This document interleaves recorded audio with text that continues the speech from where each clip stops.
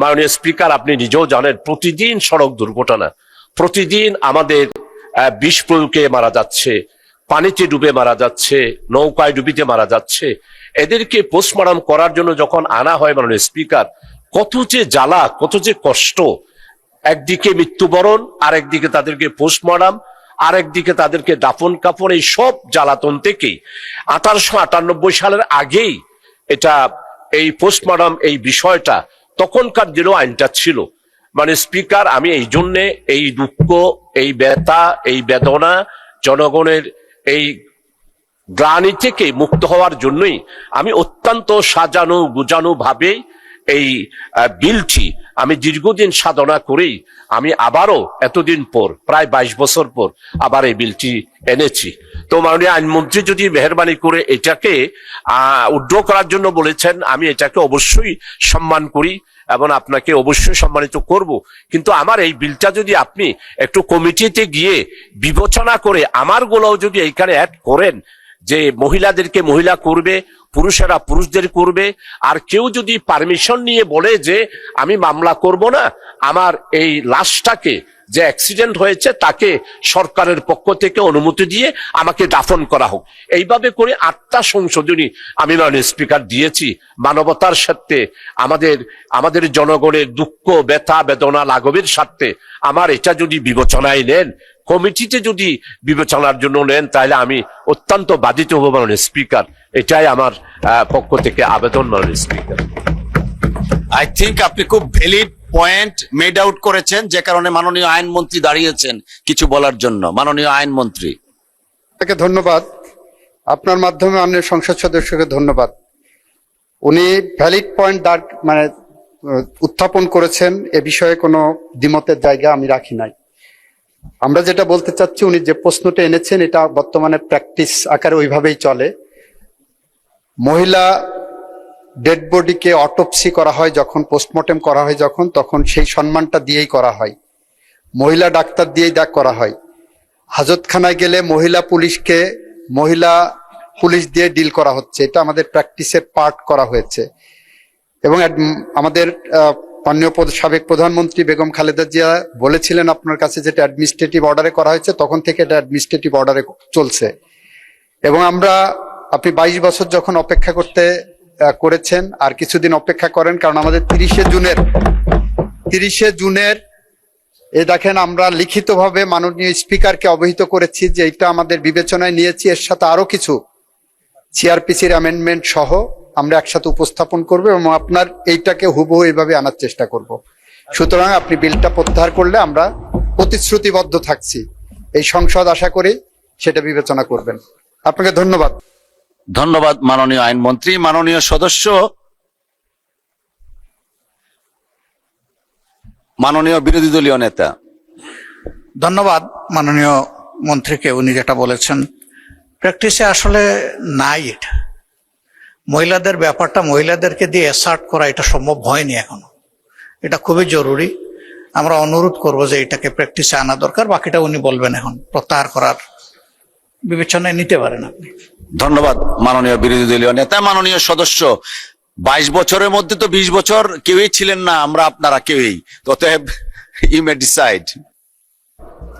মাননীয় স্পিকার, আপনাকে ধন্যবাদ। আমি আল্লাহ তাআলার শুকরিয়া আদায় করছি, বিশেষ করে আমাদের সাবেক তিনবারের প্রধানমন্ত্রী দেশনেত্রী বেগম খালেদা জিয়াকে।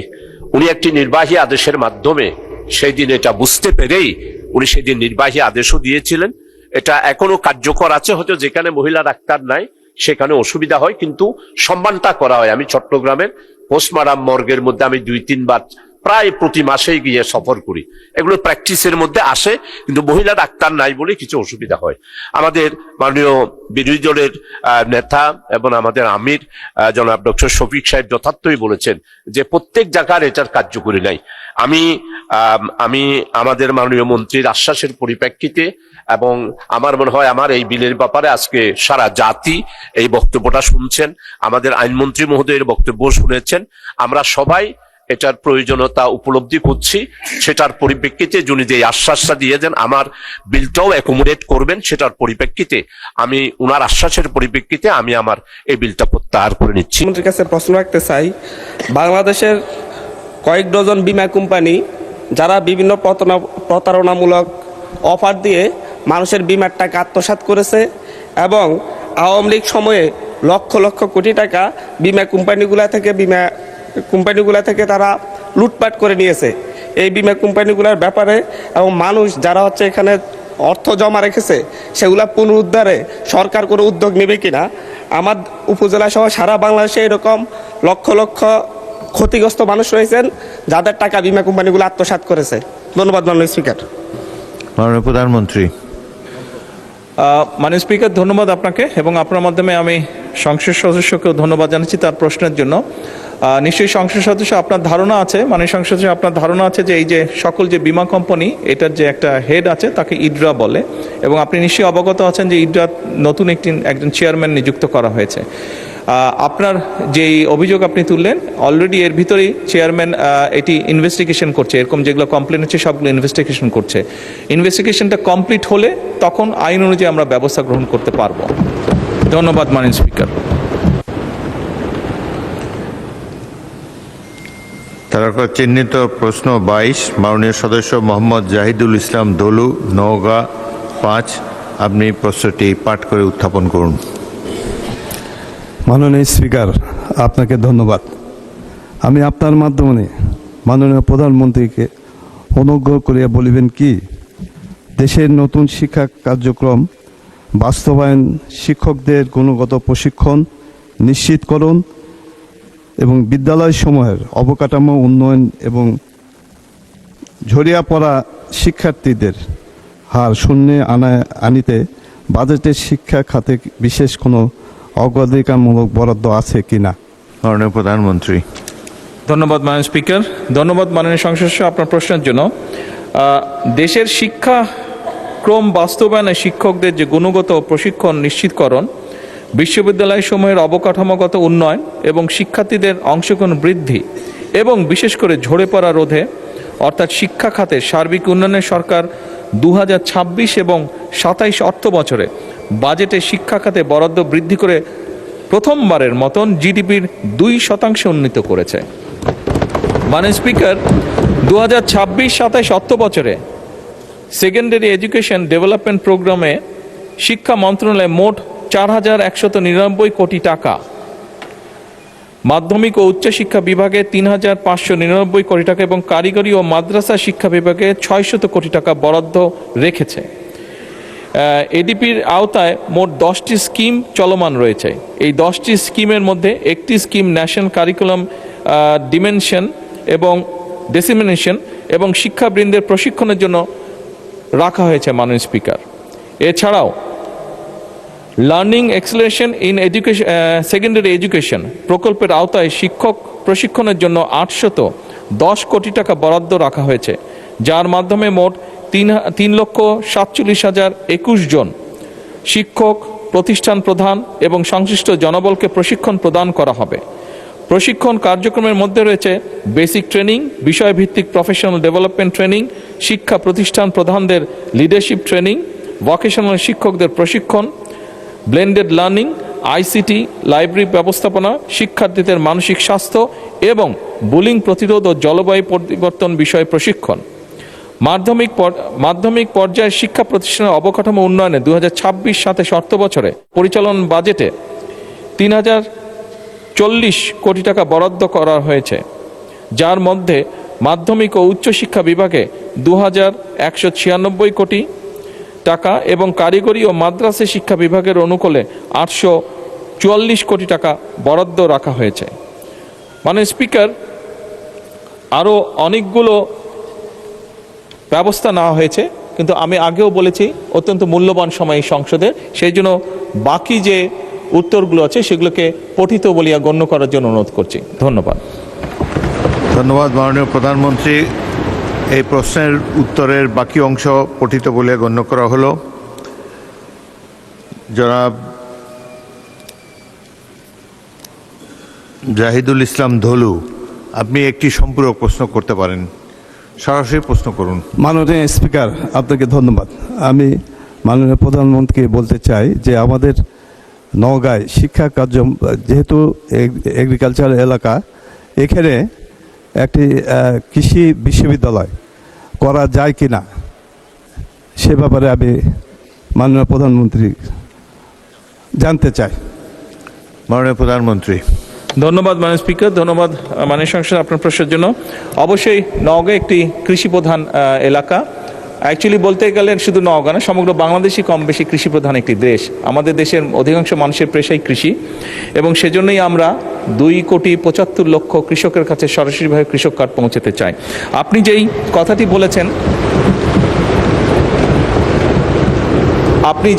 বলেছেন, আপনি আপনার অবস্থান থেকে আপনি যদি সরকারের কাছে একটি আমাদের সরকারের কাছে, শিক্ষা মন্ত্রণালয়ের কাছে বা কৃষি মন্ত্রণালয়ের কাছে যদি আপনি একটি আবেদন দেন এই উপলক্ষে, আমরা বিষয়টি অবশ্যই পর্যালোচনা করব এবং যদি সম্ভব হয় অবশ্যই সেখানে আমরা এই প্রতিষ্ঠানটি স্থাপন করব। ধন্যবাদ।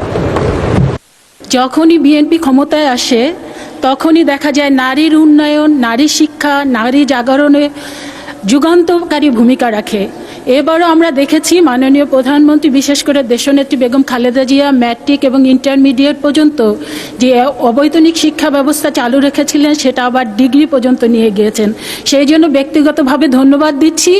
আমি যে প্রশ্নটি করতে চাই মাননীয় প্রধানমন্ত্রীকে, মাননীয় প্রধানমন্ত্রী, আমি 91 থেকে 96 পর্যন্ত এদেশের সর্ববৃহৎ মহিলা কলেজ ইডেন বিশ্ববিদ্যালয় কলেজের নির্বাচিত ভিপি ছিলাম, এবং সেই সময় আমি মাননীয় শিক্ষামন্ত্রী এবং মাননীয় প্রধানমন্ত্রী দেশনেত্রী বেগম খালেদা জিয়ার সাথে আমি কথাও বলেছিলাম, এবং সেই সময় অসংখ্য দেশনেত্রী বেগম খালেদা জিয়ার নেতৃত্বে ইডেন কলেজকে বিশ্ববিদ্যালয় করবার জন্য সকল প্রস্তুতি সম্পূর্ণ হয়েছিল।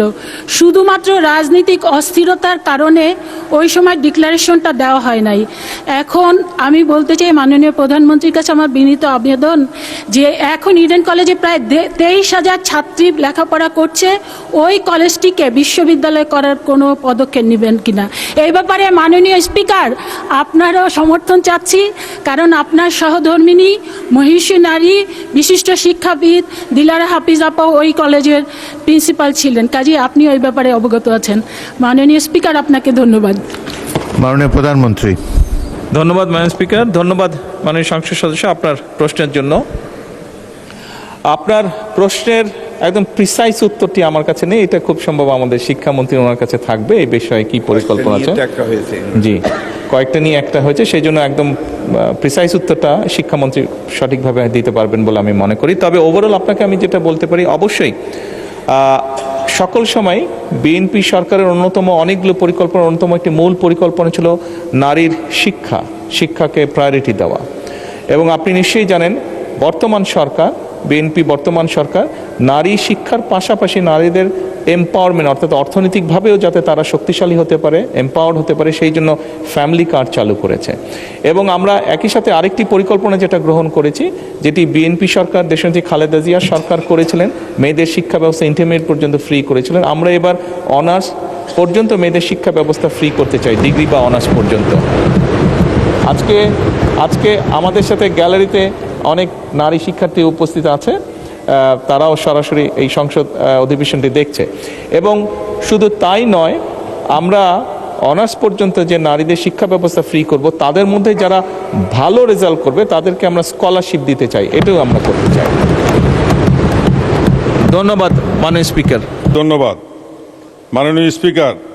মাননীয় প্রধানমন্ত্রী কর্তৃক উত্তর দানের জন্য আমার তারকা চিহ্নিত প্রশ্ন নম্বর 20 মহান জাতীয় সংসদে উত্থাপন করছি। মাননীয় প্রধানমন্ত্রী অনুগ্রহ করিয়া বলিবেন কি, সনাতনী কৃষি থেকে বেরিয়ে গবেষণা, প্রযুক্তি এবং যান্ত্রিকীকরণের জোর দিয়ে কৃষিকে প্রযুক্তি নির্ভর, লাভজনক এবং টেকসই খাতে রূপান্তরের লক্ষ্যে আপনার সরকার কোনো পদক্ষেপ গ্রহণ করিয়াছে কিনা এবং করিলে তাহা কি? মাননীয় স্পিকার, আপনাকে ধন্যবাদ। মাননীয় প্রধানমন্ত্রী। বিসমিল্লাহির রহমানির রহিম। মাননীয় স্পিকার, আপনাকে ধন্যবাদ, এবং আপনার মাধ্যমে আমি মাননীয় সংসদ সদস্য জনাব আবুল কালামকে ধন্যবাদ জানাচ্ছি তার প্রশ্নের জন্য। মাননীয় স্পিকার, সনাতন সরকার, বর্তমান সরকার কৃষিকে সনাতনী আর শ্রমনির্ভর ব্যবস্থা থেকে বের করে নিয়ে এসে গবেষণা, আধুনিক প্রযুক্তি, উদ্ভাবন এবং যান্ত্রিকরণের মাধ্যমে একটি প্রযুক্তি নির্ভর, লাভজনক, প্রতিযোগিতামূলক এবং টেকসই খাতে রূপান্তরের লক্ষ্যে বেশ অনেকগুলো পদক্ষেপ গ্রহণ করছে মাননীয় স্পিকার। কারণ আজকে থেকে 10 বছর বলি, 20 বছর বলি, 30 বছর আগে আমাদের যেই জনসংখ্যা ছিল, আমাদের জনসংখ্যা অনেক বৃদ্ধি পেয়েছে। তার ফলে আমাদের যে কোনো কৃষিজাত পণ্য উৎপাদন আমাদেরকে বাড়াতে হবে এবং সেই জন্য সনাতনী পদ্ধতিতে যদি আমরা থাকি এই উৎপাদন বাড়ানো সম্ভব নয়। মাননীয় স্পিকার, বর্তমান সরকার যে সকল ব্যবস্থা গ্রহণ করতে চাইছে তার মধ্যে একটি হচ্ছে ডিজিটাল ও স্মার্ট কৃষি ব্যবস্থা প্রতিষ্ঠা। সরকার মাননীয় স্পিকার কৃষিকে প্রযুক্তি নির্ভর করার জন্য কৃষি ব্যবস্থাপনায় ডিজিটাল প্রযুক্তির ব্যবহার সম্প্রসারণ করতে চাইছে। কৃষক নিবন্ধন, কৃষক ডাটাবেস, ডিজিটাল কৃষি সেবা, মোবাইল ভিত্তিক আবহাওয়া তথ্য, বাজার তথ্য, কৃষি পরামর্শ, এক্সটেনশন সেবার সম্প্রসারণ এবং কৃষি সেবার অনলাইন প্ল্যাটফর্ম চালুর উদ্যোগ নেওয়া হচ্ছে মাননীয় স্পিকার। এর বাইরে একই সাথে কৃষক কার্ড, কৃষকের ডিজিটাল ডাটাবেস এবং সরকারি সেবা কৃষকের নিকট সরাসরি পৌঁছে দেবার জন্য কৃষক কার্ড বিতরণ কার্যক্রম শুরু করতে যাচ্ছে ইনশাল্লাহ সরকার। এর মধ্যে 17টি উপজেলায় পাইলট প্রকল্পের কাজ শেষ করা হয়েছে এবং মাননীয় স্পিকার এই কর্মসূচির মাধ্যমে আগামী 5 বছর সারা দেশে ইনশাল্লাহ সরকার 2,75,00,000 কৃষককে ডিজিটাল প্ল্যাটফর্মের ভিতরে নিয়ে আসবে, যেটি কিনা কৃষক কার্ড।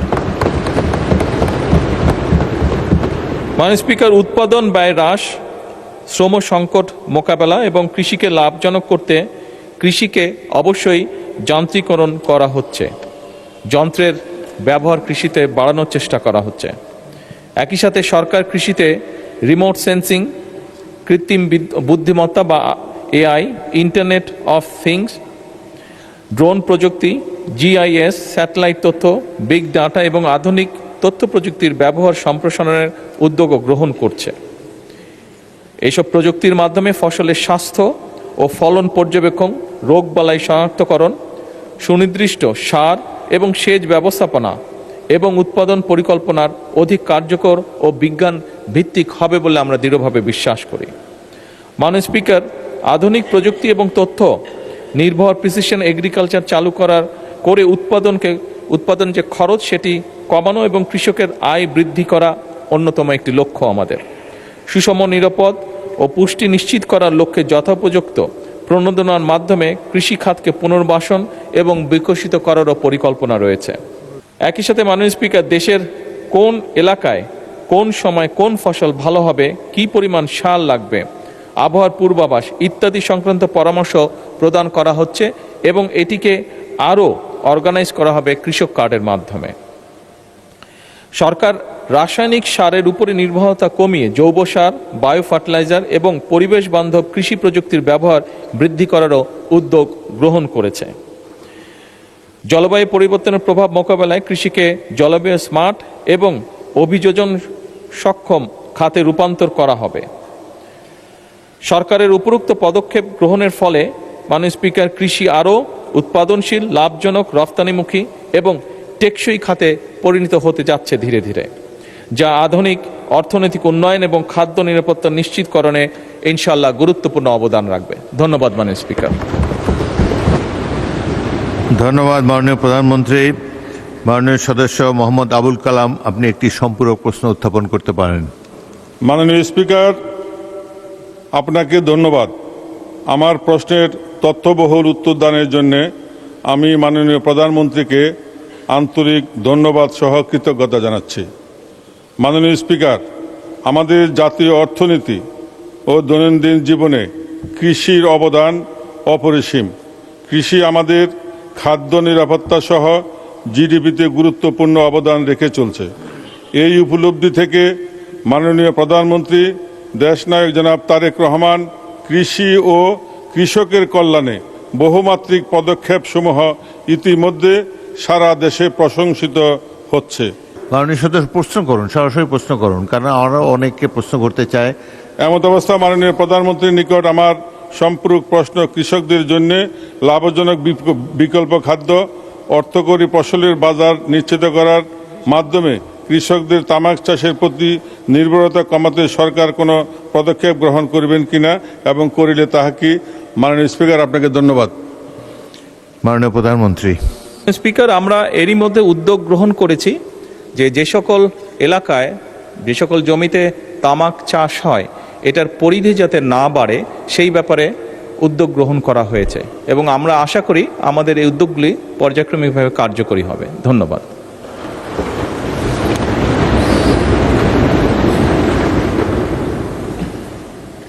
একটি সম্পূরক প্রশ্ন করতে পারেন মোসাম্মদ শাম্মী আক্তার, মহিলা আসন 22। মাননীয় স্পিকার, আপনাকে ধন্যবাদ। অ্যাকচুয়ালি আমি শিক্ষার উপরে প্রশ্নটা করতে চাচ্ছিলাম। মাননীয় প্রধানমন্ত্রী, আপনার ঘোষণা অনুযায়ী সারা দেশে প্রাইমারি স্কুল শিক্ষার্থীদের স্কুল ড্রেস প্রদানের যে পরিকল্পনা রয়েছে তাতে হবিগঞ্জ 4 নির্বাচনী এলাকার চুনারুঘাট ও মাধবপুর উপজেলা অন্তর্ভুক্ত করা হইবে কিনা, হইলে তাহা কবে নাগাদ? ধন্যবাদ আপনাকে। মাননীয় প্রধানমন্ত্রী, এটা তো অন্য প্রশ্ন, যেই এটা সম্পূরক প্রশ্ন তো হলো না। স্পিকার, যেহেতু আমাদের একজন সংসদ সদস্য প্রশ্নটি জিজ্ঞেস করেছেন, আমি সংক্ষিপ্তভাবে উত্তরটা দিচ্ছি। জি, দেন উত্তর। মাননীয় সংসদ সহ আপনার প্রশ্নের উত্তরে আমরা এতটুকু বলতে পারি, আপনি যেটা বলেছেন, আমরা ক্লাস 1 থেকে ক্লাস 5 পর্যন্ত প্রাইমারি স্কুলের বাচ্চাদেরকে স্কুল ড্রেস প্রদানের পরিকল্পনা গ্রহণ করেছি। একই সাথে আমরা তাদেরকে স্কুল ব্যাগও দিব। এবং আপনি আপনার এলাকার কথা উল্লেখ করেছেন, আমি যতটুকু বুঝতে পেরেছি। আমি এখানে সকল সংসদ সদস্যকে আশ্বস্ত করে বলতে চাই, আমরা পর্যায়ক্রমিকভাবে সমগ্র বাংলাদেশের সরকারি প্রায় 65,000 প্রাথমিক বিদ্যালয় আছে। এই 65,000 প্রাথমিক বিদ্যালয়ে প্রায় 1,20,00,000 মতন বাচ্চা আছে।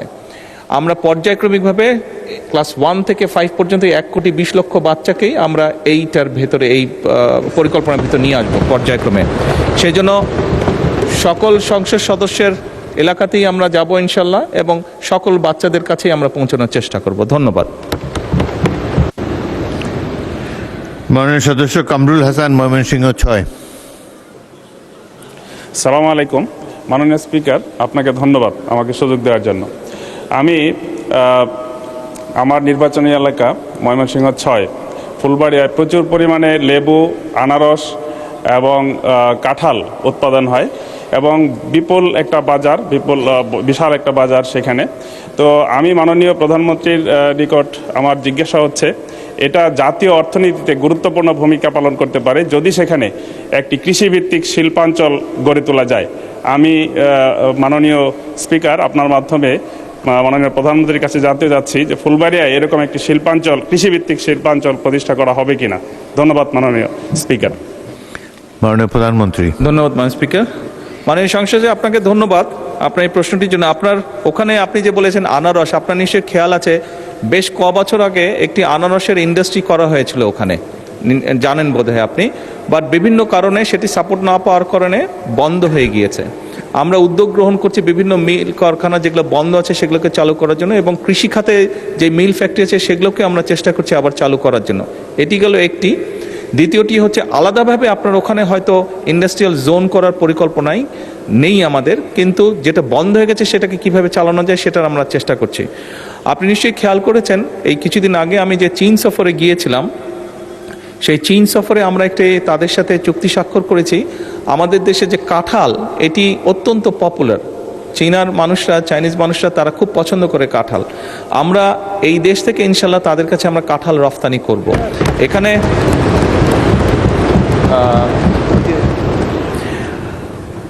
আরেকটি কথা মাননীয় স্পিকার আমি প্রসঙ্গক্রমে বলি। এখানে চীনের যাবার আগে আমি মালয়েশিয়াতে গিয়েছিলাম এবং মালয়েশিয়ান প্রধানমন্ত্রী জনাব আনোয়ার ইব্রাহিম কথা প্রসঙ্গে আমাকে জানিয়েছেন ওনাদের ওখানে একটি ফল হয় দুরিয়ান, দেখতে অনেকটা কাঁঠালের মতন, কাঁঠালের কাজিন।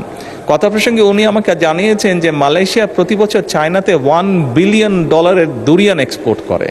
তো তারা যদি পারে নিশ্চয়ই ইনশাল্লাহ কাঁঠালও আমরা পারবো এক্সপোর্ট করতে, এবং কাঁঠাল এক্সপোর্টের মাধ্যমে আমরা নিশ্চয়ই ইনশাল্লাহ বড় একটি বৈদেশিক মুদ্রা অর্জন করতে সক্ষম হব। ধন্যবাদ মাননীয় স্পিকার। তারকা চিহ্নিত প্রশ্ন 21, প্রশ্নটি করেছিলেন SK আজিজুল বারী, খুলনা 4। তিনি অনুপস্থিত। তার পরিবর্তে প্রশ্নটি উত্থাপন করবেন ABM মোশাররফ হোসেন, পটুয়াখালী। ধন্যবাদ মাননীয় স্পিকার। আমি এবিএম মোশাররফ হোসেন, পটুয়াখালী 4 সংসদ সদস্য, খুলনা 4 থেকে নির্বাচিত সংসদ সদস্য এস কাজুল বাড়ির পক্ষে মাননীয় প্রধানমন্ত্রীর কাছে আমি প্রশ্নটি উত্থাপন করছি। মাননীয় প্রধানমন্ত্রী অনুগ্রহ করিয়া বলিবেন কি, ক, বিগত আওয়ামী লীগ সরকারের আমলে দেশের শেয়ার মার্কেটের ধারাবাহিক পতনের প্রধান কারণগুলি কি কি ছিল? শেয়ার মার্কেটের ধারাবাহিক পতন ঘটাইয়া হাজার হাজার বিনিয়োগকারীদের নিঃস্ব করিবার জন্য যাহারা দায়ী তাহাদের চিহ্নিত করা সহ তাদের বিরুদ্ধে আইনানুগ ব্যবস্থা গ্রহণের পরিকল্পনা সরকারের আছে কি না? এবং খ, শেয়ার মার্কেটের স্থিতিশীলতা ফিরাইয়া আনা সহ বিনিয়োগকারীদের আস্থা পুনরুদ্ধারের জন্য সরকার কি কোনো কার্যকরী পদক্ষেপ গ্রহণ করবেন? করিলে তাহা কি? ধন্যবাদ মাননীয় স্পিকার। মাননীয় প্রধানমন্ত্রী। ধন্যবাদ মাননীয় সংসদ সদস্য আপনাকে আপনার প্রশ্নের জন্য। বিগত স্বৈরাচার ফ্যাসিবাদ সরকারের আমলে দেশের শেয়ার বাজারের ধারাবাহিক পতনের কারণ উদ্ঘাটনের লক্ষ্যে বিভিন্ন সময় বিভিন্ন বিশেষজ্ঞ, বিনিয়োগকারী সংগঠন এবং বিভিন্ন তদন্তকারী সংস্থার কার্যক্রম পরিচালনা করেছে। পরিচালিত কার্যক্রমে শেয়ার বাজারের ধারাবাহিক পতনের পিছনে কতগুলো কারণ আমরা পেয়েছি, কারণ সক্রিয় ছিল। কারণগুলি নিম্নরূপ, যেমন বাজার কারসাজি এবং কৃত্রিমভাবে শেয়ারের দাম বাড়ানো কমানো। এরপরে কিছু কোম্পানির আইপিও ও বন্ড ইস্যুতে বিভিন্ন রকম অনিয়ম। এরপর নিয়ন্ত্রক সংস্থার দীর্ঘমেয়াদী দুর্বল তদারকি এবং সময় মতন ব্যবস্থা গ্রহণ না করা। এরপরে কর্পোরেট সুশাসনের ঘাটতি এবং আর্থিক তথ্যের স্বচ্ছতার অভাব। এরপর প্রাতিষ্ঠানিক বিনিয়োগকারীদের সীমিত অংশগ্রহণ এবং বাজার আস্থার সংকট। এরপর নীতিগত অসঙ্গতি এবং বিনিয়োগকারীদের মধ্যে অনিশ্চয়তা। এরপর পুঁজিবাজার বান্ধব কর নীতির অভাব। মাননীয় স্পিকার, ধারাবাহিকভাবে শেয়ার মার্কেটের পতন ঘটিয়ে হাজার হাজার বিনিয়োগকারীদের নিঃস্ব করার জন্য যারা দায়ী তাদের চিহ্নিত করা সহ তাদের বিরুদ্ধে আইনানুগ ব্যবস্থা গ্রহণে বর্তমান সরকার পরিকল্পনা গ্রহণ করেছে। ইতিমধ্যে শেয়ার মার্কেটের কেলেঙ্কারি অভিযোগ দুদক কর্তৃক অনুসন্ধান কার্যক্রম পরিচালনা করা হয়েছে, যার প্রেক্ষিতে কতিপয় ব্যক্তিকে চিহ্নিত করে মামলা সহ তাদের বিরুদ্ধে আইনানুগ ব্যবস্থা গ্রহণ করা হয়েছে। এছাড়া শেয়ার মার্কেট কেলেঙ্কারির সাথে আরও অন্যান্য যে সকল ব্যক্তি প্রতিষ্ঠান জড়িত কিনা তা উদ্ঘাটনের কার্যক্রম চলমান রয়েছে। মাননীয় স্পিকার, ইতিমধ্যে শেয়ার মার্কেট কারসাজি, অনিয়ম ও দুর্নীতিগ্রস্ত ব্যক্তি এবং প্রতিষ্ঠানের বিরুদ্ধে Bangladesh securities and exchange commission কর্তৃক শাস্তিমূলক ব্যবস্থা হিসাবে ১,৪৯৭ কোটি টাকা অর্থদণ্ড আরোপ করা হয়েছে। এছাড়া দায়ী বিভিন্ন প্রতিষ্ঠান এবং ব্যক্তিদের চিহ্নিতকরণে গঠিত তদন্ত কমিটির গঠন এবং প্রদত্ত প্রতিবেদনের ভিত্তিতে ব্যবস্থা গ্রহণের জন্য দুর্নীতি দমন কমিশনে প্রেরণ করা হয়েছে। মাননীয় স্পিকার, বর্তমান সরকার শেয়ার মার্কেটের স্থিতিশীলতা ফিরিয়ে আনা সহ বিনিয়োগকারীদের আস্থা পুনরুদ্ধারের জন্য বদ্ধপরিকর। সরকার ইতিমধ্যে বিনিয়োগকারীদের আস্থা বৃদ্ধিতে সুশাসন, স্বচ্ছতা, জবাবদিহিতা, পণ্যের বৈচিত্র্যকরণের মাধ্যমে বাজারের গভীরতা বৃদ্ধি, বিনিয়োগ শিক্ষার প্রসার ইত্যাদির মাধ্যমে উন্নত এবং টেকসই পুঁজিবাজার গঠনের উদ্যোগ গ্রহণ করেছে। মাননীয় স্পিকার, আপনি যদি গতকাল বা আজকের পত্রপত্রিকা খেয়াল করে থাকবেন, দেখবেন যে ধীরে ধীরে পুঁজিবাজারের অবস্থার পরিবর্তন ঘটছে এবং এটি ভালো করছে ধীরে ধীরে। মাননীয় স্পিকার, যে সকল কর্মসূচি এর মধ্যে অগ্রাধিকার দেওয়া হয়েছে তার দু একটি আপনার সামনে আমি উল্লেখ করতে চাই। যেমন বিনিয়োগকারীদের আস্থা বৃদ্ধিতে সুশাসন, স্বচ্ছতা, জবাবদিহিতা নিশ্চিতকরণের লক্ষ্যে সরকার 4 জুন 2026 তারিখে পুঁজিবাজার বিষয়ে দক্ষ এবং অভিজ্ঞতা সম্পন্ন একজন চেয়ারম্যান ও 3 জন কমিশনারকে বাংলাদেশ সিকিউরিটিজ অ্যান্ড কমিশনের নিয়োগ প্রদান করেছে। নতুন কমিশন দায়িত্ব গ্রহণের পরপরই বাজারে বিদ্যমান ফ্লোর প্রাইস প্রত্যাহার করেছে। লাভজনক সরকারি মালিকানাধীন কোম্পানিসমূহের শেয়ার স্টক এক্সচেঞ্জে অফলোডের মাধ্যমে সরাসরি তালিকাভুক্তকরণে উদ্বুদ্ধ করা। এছাড়াও বহুজাতিক কোম্পানি সহ উচ্চ মূলধন সম্পন্ন কোম্পানিসমূহের শেয়ার স্টক এক্সচেঞ্জ অফলোডের মাধ্যমে সরাসরি তালিকাভুক্তকরণের সুযোগ সৃষ্টি করেছে। এসএমই কোম্পানিসমূহ ভালো মৌলভিত্তি সম্পন্ন কোম্পানি সমূহ পুঁজিবাজারের তালিকাভুক্ত করা। পুঁজিবাজার কারসাজি বন্ধে অনিয়ম সংক্রান্ত তথ্য প্রকাশ এবং প্রদানকারীর প্রয়োজনীয় সুরক্ষা ও উৎসাহ প্রদানের ব্যবস্থা গ্রহণ করা। মাননীয় স্পিকার, আরও অনেকগুলো ব্যবস্থা সরকার গ্রহণ করেছে, কিন্তু যেহেতু সংসদের সময় অত্যন্ত মূল্যবান, বাকি যেগুলো ব্যবস্থা গ্রহণ করেছে সেগুলোকে আমি পঠিত বলিয়া গণ্য করার জন্য অনুরোধ করছি। ধন্যবাদ মাননীয় প্রধানমন্ত্রী। উত্তরের বাকি অংশ পঠিত বলে গণ্য করা হলো। মাননীয় সদস্য ABM মোশাররফ হোসেন একটি সম্পূরক প্রশ্ন করতে পারেন, সংক্ষেপে প্রশ্ন করবেন। ধন্যবাদ মাননীয় স্পিকার। আমি মাননীয় প্রধানমন্ত্রীর কাছে জানতে চাচ্ছি যে সরকারি অনেক প্রতিষ্ঠান আছে যাদেরকে এখনো পুঁজিবাজারে শেয়ার আনা হয় নাই। এই সরকারি শেয়ারগুলি পুঁজিবাজারে আনার জন্য সরকার কোনো পরিকল্পনা গ্রহণ করবেন কিনা? মাননীয় প্রধানমন্ত্রী। মাননীয় সংসদ, আপনাকে ধন্যবাদ। সরকারের অনেকগুলো কোম্পানিকে আনা হয়নি, সরকারি কোম্পানি, এইগুলো আমরা অ্যাসেস করে দেখব। যদি মনে হয় যে যাদেরকে আমরা দায়িত্ব দেব, যদি তাদের সুপারিশ থাকে যে এইগুলোকে পুঁজিবাজারে এনলিস্ট করলে আমরা ভালো ফলাফল পাবো, অবশ্যই আমরা সেই পদক্ষেপ গ্রহণ করব। মাননীয় স্পিকার, ধন্যবাদ। মাননীয় সদস্য সরওয়ার জামাল নিজাম, চট্টগ্রাম 13। আপনাকে অশেষ ধন্যবাদ।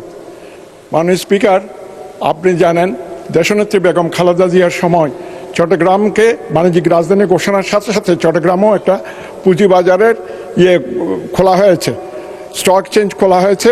এবং আপনারা জানেন চট্টগ্রাম বাণিজ্যিক রাজধানী হিসাবে সেই সময় আমাদের বর্তমান অর্থমন্ত্রী যথেষ্ট অবদান ছিল, ওনার এটা খোলা হয়েছিল। কিন্তু বর্তমানে যে চট্টগ্রামের পুঁজিবাজার এবং ঢাকা পুঁজিবাজারের মধ্যে বিরাট বৈষম্য, এই বৈষম্য দূরীকরণ না করলে চট্টগ্রামের পুঁজিবাজারটা আস্তে আস্তে স্থগিত হয়ে যাচ্ছে। এবং যে বৈষম্য আছে সেই বৈষম্য অচিরেই দূর করা হবে কিনা, সেই জন্য আমি মাননীয় প্রধানমন্ত্রীর কাছে জানতে চাচ্ছি। ধন্যবাদ মাননীয় প্রধান। মাননীয় প্রধানমন্ত্রী, চট্টগ্রাম এবং ঢাকার বৈষম্য দূর হবে কিনা? ধন্যবাদ মাননীয় স্পিকার, এবং আপনার মাধ্যমে আমি মাননীয় সংসদ সদস্যকেও ধন্যবাদ জানাচ্ছি তার প্রশ্নের জন্য। উনি যেই শব্দটি উল্লেখ করেছেন ওনার প্রশ্নে, বৈষম্য, মাননীয় স্পিকার, এই সরকারের অন্যতম একটি মূল লক্ষ্যই হচ্ছে সমাজের বা দেশের বিভিন্ন জায়গায় বিভিন্ন ক্ষেত্রে যেখানে যেখানে বৈষম্য আছে, যার জন্য মানুষ বিভিন্নভাবে ডিপ্রাইভ হচ্ছে, সেই বৈষম্যকে দূর করা। এবং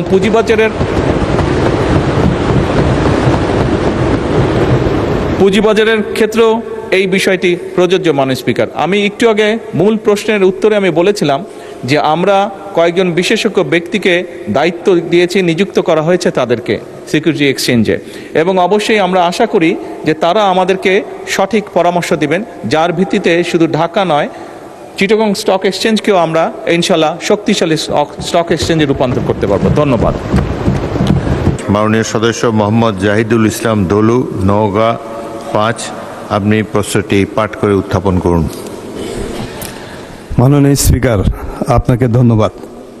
আমি আপনার মাধ্যমে মাননীয় প্রধানমন্ত্রীকে অনুগ্রহ করিয়া বলিবেন কি, দেশের নতুন শিক্ষা কার্যক্রম বাস্তবায়ন, শিক্ষকদের গুণগত প্রশিক্ষণ নিশ্চিতকরণ এবং বিদ্যালয়সমূহের অবকাঠামো উন্নয়ন এবং ঝরিয়া পড়া শিক্ষার্থীদের হার শূন্যে আনিতে বাজেটের শিক্ষা খাতে বিশেষ কোনো অগ্রাধিকারমূলক বরাদ্দ আছে কিনা?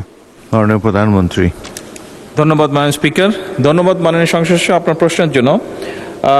দেশের শিক্ষা ক্রম বাস্তবায়নে শিক্ষকদের যে গুণগত প্রশিক্ষণ নিশ্চিতকরণ, বিশ্ববিদ্যালয়সমূহের অবকাঠামোগত উন্নয়ন এবং শিক্ষার্থীদের অংশগ্রহণ বৃদ্ধি এবং বিশেষ করে ঝরে পড়া রোধে, অর্থাৎ শিক্ষা খাতের সার্বিক উন্নয়নে সরকার 2026 এবং 27 অর্থ বছরে বাজেটে শিক্ষা খাতে বরাদ্দ বৃদ্ধি করে প্রথমবারের মতন জিডিপির 2% উন্নীত করেছে। মাননীয় স্পিকার, 2026-27 অর্থ বছরে সেকেন্ডারি এডুকেশন ডেভেলপমেন্ট প্রোগ্রামে শিক্ষা মন্ত্রণালয়ে মোট 4199 কোটি টাকা, মাধ্যমিক ও উচ্চশিক্ষা বিভাগে 3599 কোটি টাকা এবং কারিগরি ও মাদ্রাসা শিক্ষা বিভাগে 600 কোটি টাকা বরাদ্দ রেখেছে। এডিপির আওতায় মোট 10টি স্কিম চলমান রয়েছে। এই 10টি স্কিমের মধ্যে একটি স্কিম ন্যাশনাল কারিকুলাম ডিসেমিনেশন এবং শিক্ষাবৃন্দের প্রশিক্ষণের জন্য রাখা হয়েছে। মাননীয় স্পিকার, এছাড়াও learning acceleration in education secondary education প্রকল্পের আওতায় শিক্ষক প্রশিক্ষণের জন্য 810 কোটি টাকা বরাদ্দ রাখা হয়েছে, যার মাধ্যমে মোট 3,47,021 জন শিক্ষক, প্রতিষ্ঠান প্রধান এবং সংশ্লিষ্ট জনবলকে প্রশিক্ষণ প্রদান করা হবে। প্রশিক্ষণ কার্যক্রমের মধ্যে রয়েছে বেসিক ট্রেনিং, বিষয়ভিত্তিক প্রফেশনাল ডেভেলপমেন্ট ট্রেনিং, শিক্ষা প্রতিষ্ঠান প্রধানদের লিডারশিপ ট্রেনিং, ভোকেশনাল শিক্ষকদের প্রশিক্ষণ, ব্লেন্ডেড লার্নিং, আইসিটি, লাইব্রেরি ব্যবস্থাপনা, শিক্ষার্থীদের মানসিক স্বাস্থ্য এবং বুলিং প্রতিরোধ ও জলবায়ু পরিবর্তন বিষয়ে প্রশিক্ষণ।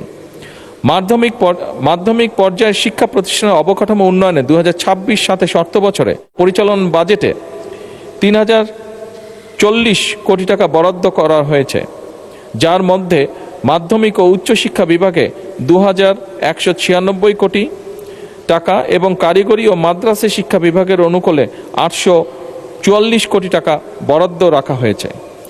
মাননীয় স্পিকার, আরও অনেকগুলো ব্যবস্থা নেওয়া হয়েছে, কিন্তু আমি আগেও বলেছি অত্যন্ত মূল্যবান সময় এই সংসদের, সেই জন্য বাকি যে উত্তরগুলো আছে সেগুলোকে পঠিত বলিয়া গণ্য করার জন্য অনুরোধ করছি। ধন্যবাদ। ধন্যবাদ মাননীয় প্রধানমন্ত্রী। এই প্রশ্নের উত্তরের বাকি অংশ পঠিত বলে গণ্য করা হলো। জনাব জাহিদুল ইসলাম ধলু, আপনি একটি সম্পূরক প্রশ্ন করতে পারেন, সরাসরি প্রশ্ন করুন। মাননীয় স্পিকার, আপনাকে ধন্যবাদ।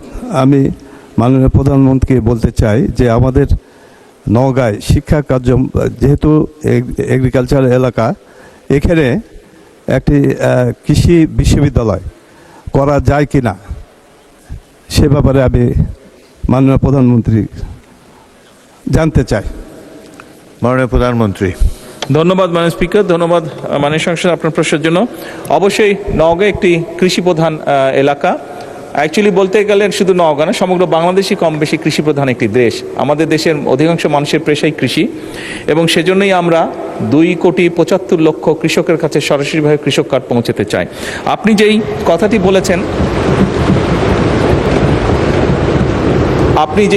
বলেছেন, আপনি আপনার অবস্থান থেকে আপনি যদি সরকারের কাছে আমাদের সরকারের কাছে, শিক্ষা মন্ত্রণালয়ের কাছে বা কৃষি মন্ত্রণালয়ের কাছে যদি আপনি একটি আবেদন দেন এই উপলক্ষে, আমরা বিষয়টি অবশ্যই পরিচালনা করব এবং যদি সম্ভব হয় অবশ্যই সেখানে আমরা এই প্রতিষ্ঠানটি স্থাপন করব। ধন্যবাদ।